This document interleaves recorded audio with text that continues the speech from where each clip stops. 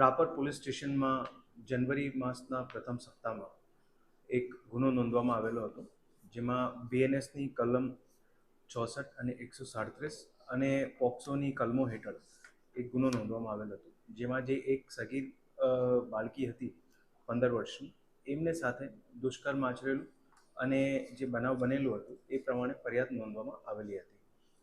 આ ફરિયાદ નોંધાઈ બનાવની ગંભીરતાને ધ્યાને લઈ તત્કાલીન પીઆઈ જેબી બોબડિયા દ્વારા આ કેસની 12 દિવસના અંદર ચાર્જશીટ કરવામાં આવે. પછી નામદાર કોર્ટના સંકલનમાં રહીને સરકારી વકીલ શ્રી ડીએસ જાડેજા, પીઆઈ શ્રી જેબી બોબડિયા, જે ઓવરઓલ કેસની ગંભીરતા હતી એમને ધ્યાનમાં રાખીને અને નામદાર કોર્ટના સંકલનમાં રહીને આ આખા કેસની નામદાર કોર્ટ દ્વારા 99 દિવસમાં ટ્રાયલ પૂરી કરવામાં આવેલ અને આજે